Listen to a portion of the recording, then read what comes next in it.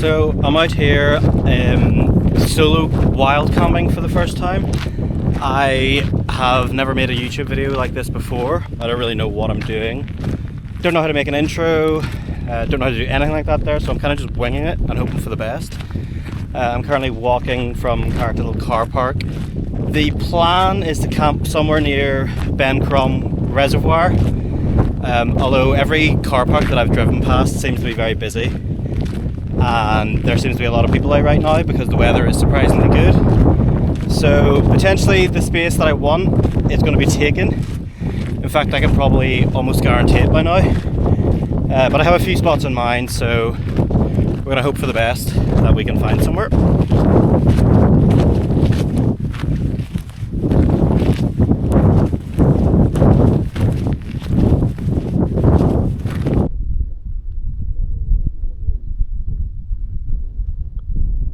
Yeah, so the path that I'm walking on now, it leads up round there, over that kind of hill over there. Then we'll get to Blue Lock, and then from Blue Lock we'll be able to go down, walk alongside Bencrom, and then hopefully arrive at the campsite that I want. And again, I'm just hoping that there's no one there. It does seem really popular from what I can tell. I've watched a lot of YouTube videos of people camping in the Mournes, and a lot of the YouTubers that I watch have at one point camped in this area. So I'm not holding out for much hope, but if that one's taken, I know there's also another spot kind of in the same area, but it's more up the hill, next to like the river. So there's potentially that one free as well, but we'll just have to see once we get there. I'm currently walking past and along woods, and so far I've walked past a lot of walkers, a pair of cyclists and some photographers, but I have seen no one else out camping. What's even weirder is Analong is completely empty as well. Like anytime there's a bit of decent weather, there seems to be always camping in Analong woods, but seems to be no one here today. I might have the whole mountain range to myself, which would be great, but obviously I'm not. Although, I don't know yet. It seems to be actually getting more and more quiet. There was a lot of people in the car parks, I guess maybe leaving. A lot of walkers, like the only walkers that I've seen are walking back to the cars. No one's walking actually into the mountains. We've just hit 2k and we're about 27 minutes into the walk, so I think we're making pretty decent time. It's currently 10 to 7. Sunset is like 9:45, something like that. So we've got plenty of time to find a decent spot, get pitched up and get some dinner, which I'm excited for because I'm actually really hungry for once. Usually when I come camping I eat something beforehand, so I'm not that hungry when I'm actually out on the trail, but I haven't eaten much today, so I am pretty hungry now. That's me nearly at Blue Lock, and I'm just walking up the path here. For anyone who's been up this way, you'll know how bad the paths have got. They're very, well, they're like that, they're very rocky, and if you're not careful you could very easily go over your ankle in them. Now, if you look on this side of it, you'll see that some of the path have actually been reworked, and the people who are reworking that is the Mourne Heritage Trust. And I was actually here on Tuesday volunteering with them, and this is the section that I was working on, so it makes it just a lot easier to to walk up here. Yeah, this is where I was, and it's pretty cool to actually be the one using it now as opposed to slogging up here carrying tools to actually fix the path. But unfortunately it is not done, so I have to go back onto the awful path that is the current one, and it's probably nearly time to get my trekking poles out because the terrain is awful. And once I get up to Blue Lock, it'll not be long before I'm going downhill into like Bencrom direction, and yeah, I kind of want the poles for my knees. I'm running a 10k race on Sunday, so it's quite important that I don't absolutely wreck myself on my first solo wild camp. Okay, so I've just arrived at Blue Lock. I'm gonna quickly stop for some water because it is 3.6 kilometers in, I've been walking for 55 minutes. I'm clearly not the fittest. But yeah, that's okay. I'm also going to get my trekking poles out now because we will be going downhill in about 10 minutes. So these are new actually. I got these from Ultralight Outdoor Gear. Ultralight Outdoor Gear. And they're from a brand called Fizan. I don't know if you can see that. And they weigh like something like 158 grams per pole, which I think is pretty decent. So I think, if I remember right, I had it at 115. So you literally just twist them to come out, and then this one fully extends, and until you get to the so this one fully extends until you get to the bit that says stop, and then you just twist it. Make sure there. Yeah, that's not so bad, huh? Great.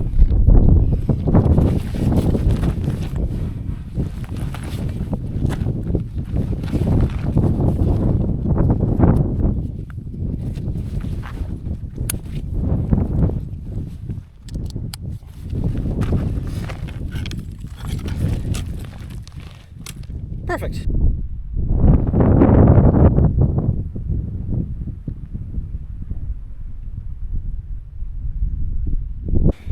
So I'm just...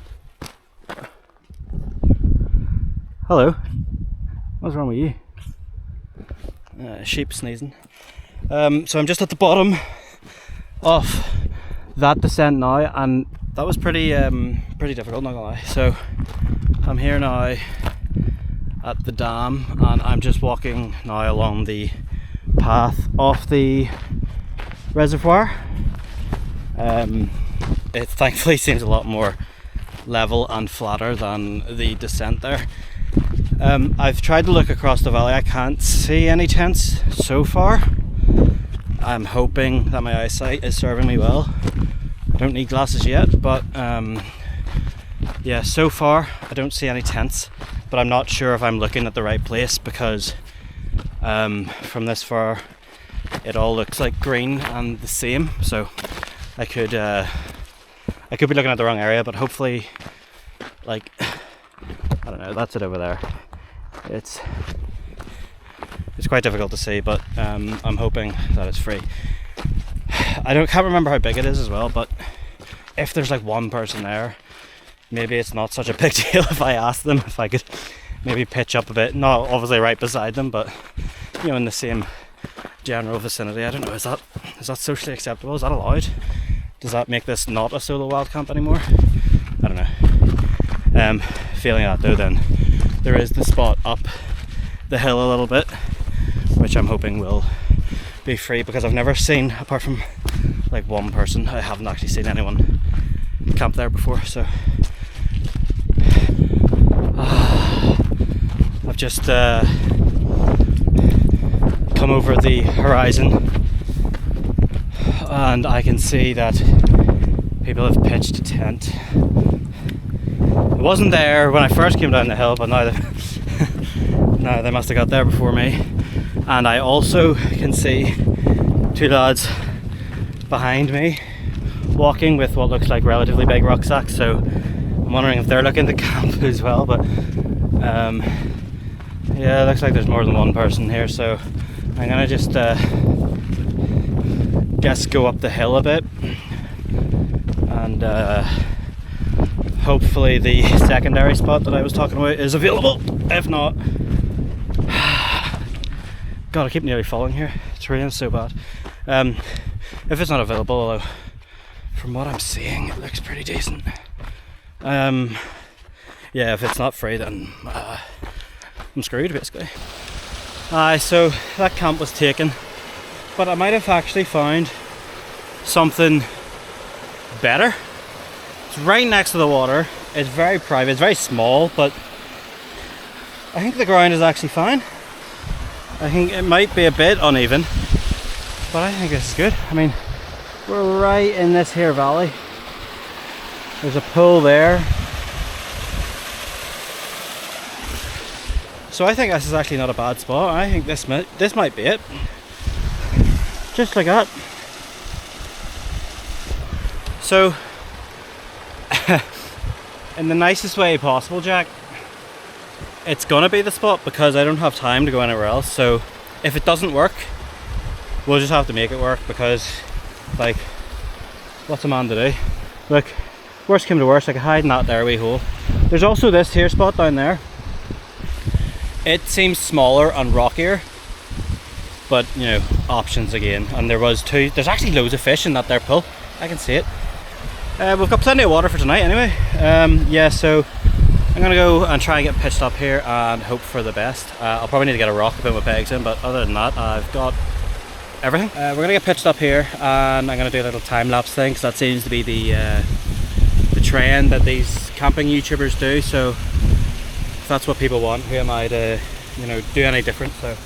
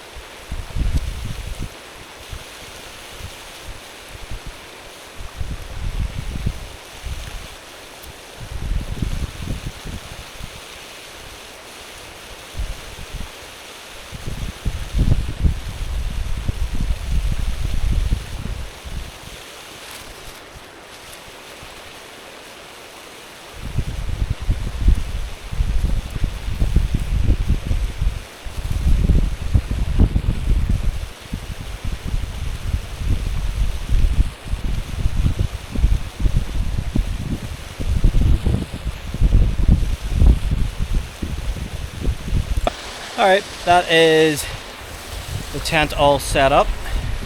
So I am in the Vango F10 Radon UL1. That's the one-man version. I've had this tent for a couple of months now. I don't know if I'm going to guy it out. I was going to guy them out because of where we are, but there's not a lot of wind coming here at all, to be honest. So I might have to guy it out in the middle of the night, but at the moment it seems fine. I'm gonna get my stuff into the tent, get my sleep system set up, and then, yeah, probably get more water from this stream, test my filter out, get dinner ready maybe, who knows.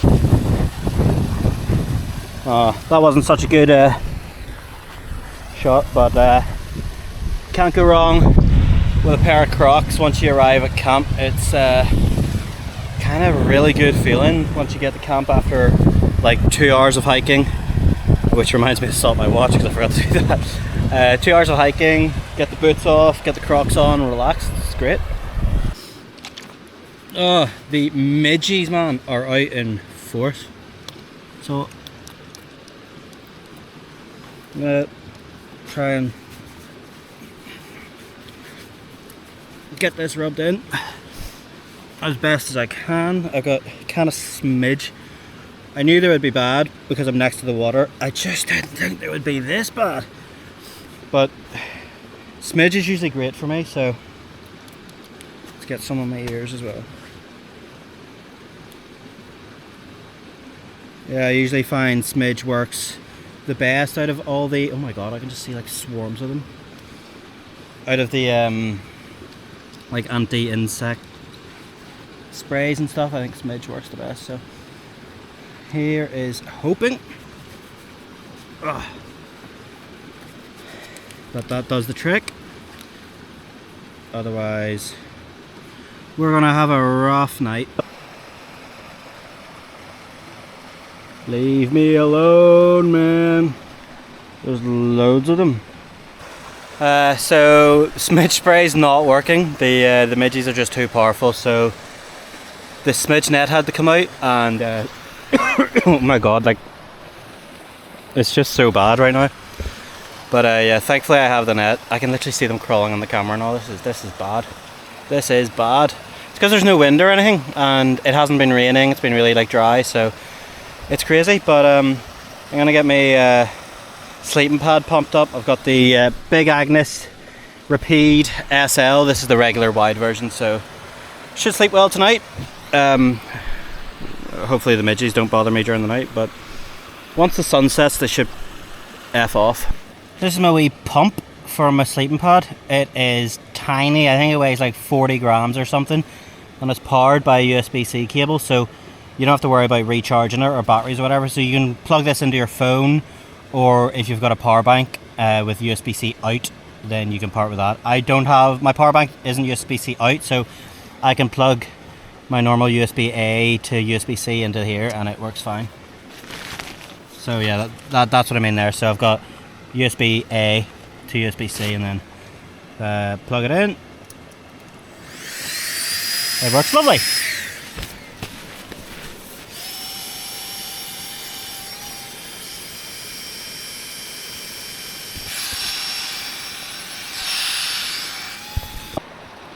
I'm not even joking with how bad these are, like, it's actually crazy. Like, thankfully they're not bothering me. I wonder if that's the spray on my hands. It's not actually, they're not actually bothering me on my hands, but like even my camera's covered in them. Holy Jesus, man, this is bad. So midges are still out in force, which is pretty grim, but I'm hungry, so we're gonna get dinner on the go anyway. We're gonna have pasta carbonara by Food Force. These are like from the Estonian army. These are like ration packs or something, but I've had one of them before and they're really good. I haven't had this specific flavour, but we're gonna give it a whirl anyway. So we need to add wow, this isn't in English. Okay, right, so 450 mils of boiling water and then leave it for 15 minutes. So let's get that going. I've got the MSR PocketRocket 2. I'm a trusty Crocs, of course. So I'm gonna go get some water now and get that filled up. Okay, so got some river water. I'm gonna filter it through my Sawyer squeeze up to the 450 mark on me titanium stove.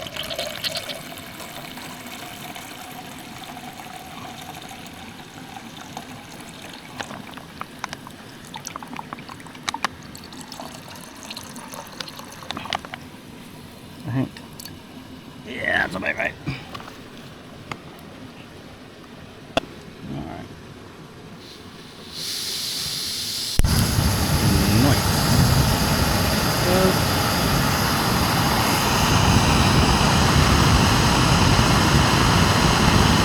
So hopefully that will boil fairly quickly and then we can get our dinner on the go.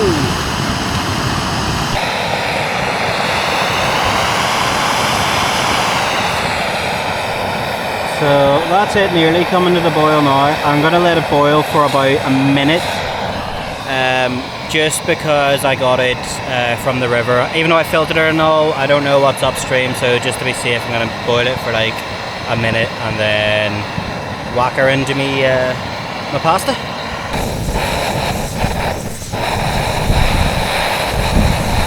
Alright, so that didn't go to plan. We had a bit of a disaster with the boiling water. The midges have gone into it, which is disgusting. I don't know if you can see it, but the midges are dead in the boiling water, so I need to go get more boiling water. Okay, I actually feel kind of stupid, so we can ignore that last clip. All I need to do is keep the lid on it. If I keep the lid on it, then they're not going to get in, so that's fine. I actually forgot to show you my food, so that's been 15 minutes now, just gonna stir this up and then I'll show you the final product. It actually, you know what, doesn't actually look bad at all. It looks pretty good. It looks very filling as well. I actually don't know if I'll be able to finish it, but yeah, that is our pasta carbonara from Food Force. It's looking pretty good. I'm gonna get into the tent now, close the door and enjoy this because I don't want the midges getting in my food. I don't know if that's extra protein or not, but it's not the protein I'm looking for. Good morning. I slept alright, to be fair. It took me a while to actually get to sleep, but once I got to sleep, it wasn't so bad. I did keep waking up a few times, but the earplugs definitely helped. However, this morning we have a new problem, which is midges. So for more lessons learned, whenever I'm camping somewhere that has a lot of midges, I need to make sure that they don't get into the tent, because they're still in here this morning, which means I'm going to really struggle to make breakfast or a coffee, because they're just going to get it everywhere. So I might have to pack everything up and see how they are. I've already put smidge on, so I might have to pack up and then just kind of make it while I'm away from the tent. It seems to be what attracts them the most. But yeah, we'll give it a go and we'll see how I get on. For breakfast, we're gonna try this one out. I don't know how good it's gonna be. It's not something I would usually eat, but I'm open to trying new things. So I just need to add 220 milliliters of water. It doesn't specify whether it needs to be warm or cold, so I'm going to make it warm, and then I'm also going to have a coffee after, and then we will pack up and get moving. It's about 7 o'clock now, so once I have this and get packed up, it should be about 7:30-ish.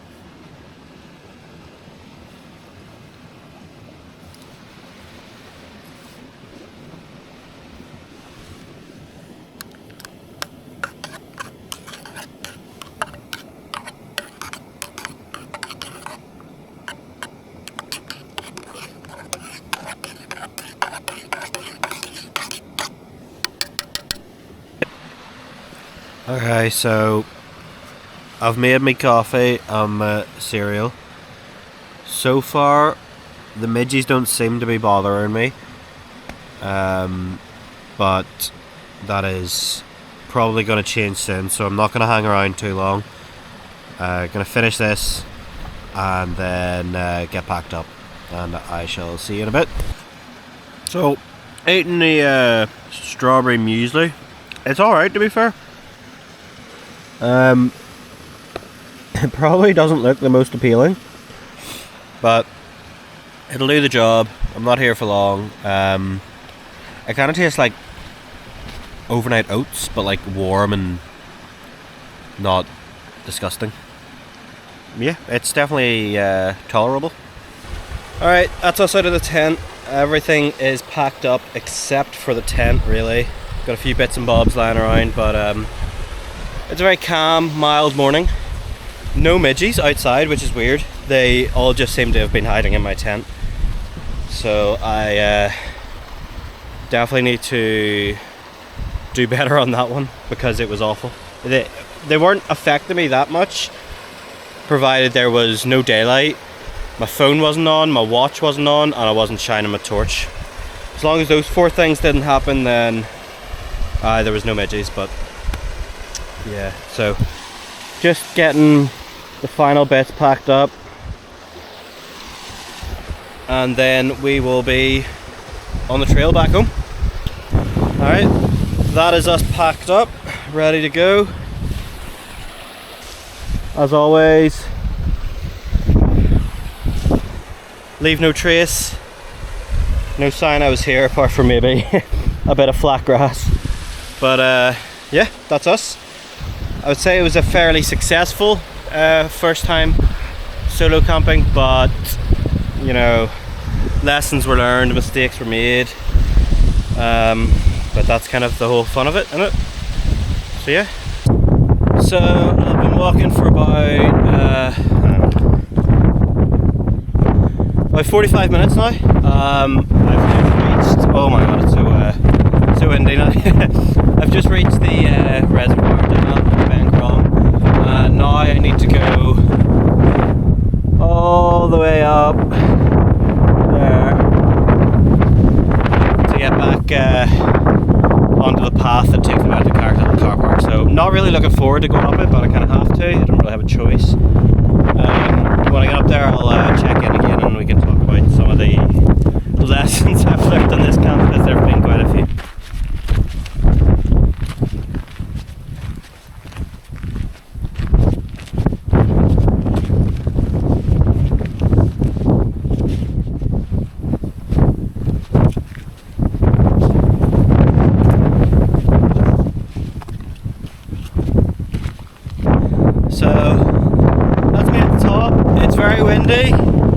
Just having a quick water break. Thankfully I brought my water filter and chlorine tablets, because I would have ran out of water a long time ago. Yeah, chlorine dioxide doesn't leave a weird aftertaste like some other water purification tablets, so that's worth keeping in mind if you're considering it. I think I got like 30 tablets for like a tenner or something off ultralight outdoor gear.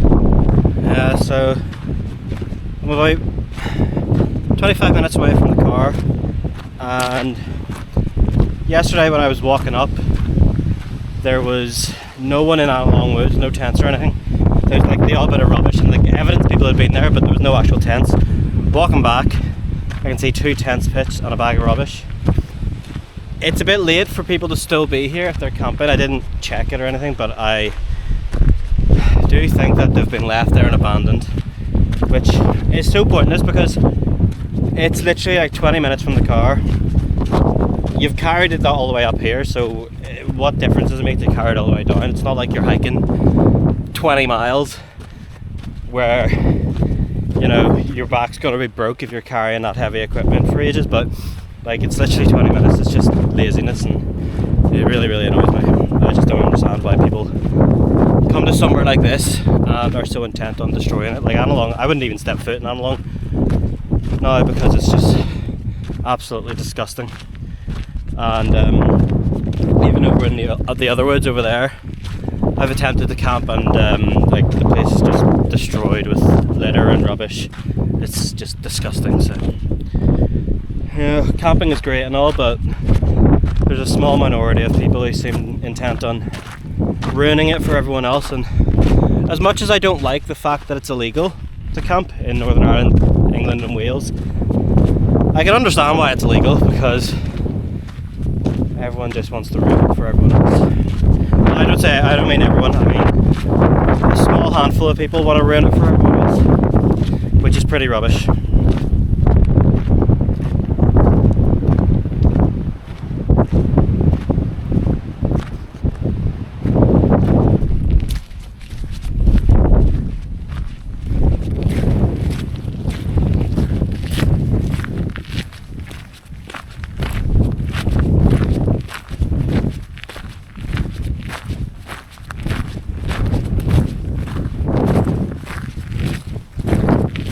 So that's me back in the car. Total time was 4 hours and 41 minutes. That's there and back, so that's not too bad. It was about 14-15 kilometers, which is good going. My feet are a wee bit sore now, so I'll need to go home and get showered basically straight away, clean them off. Yeah, so lessons learned: don't camp near pools of water in like summer, because you'll be absolutely destroyed by midges. What else would I say I've learned? Oh yeah, when you're pouring boiling water into a dehydrated meal, don't hold the bag because it's hot and you'll scald yourself, which is what I did. If you are near midges, keep your tent closed because they're just going to get in. That was a big oversight on my part, because when I woke up in the morning there was millions of them in the tent. Thankfully, for some reason, they didn't bother me in the morning. I did have smidge on, and I don't know if that kept them at bay. And then it was also a bit windy outside, so maybe it was easy for them. But overall, I had a really good time. I've been wanting to solo camp for years, and it's took me ages to kind of build up the courage to do it. But yeah, my next few videos are going to be on the West Highland Way in Scotland. I'm going with a friend in a few weeks, and we'll be hiking the full way and camping along the way as well. We're planning to bring probably about 3 days worth of food, and then eating in between, and you know, resupplying along the way. And should hopefully be good. Probably going to do a trial run next week, just to make sure that the kit all works as expected, but I think it should be grand. But yeah, if that interests you, I shall see you in the next one.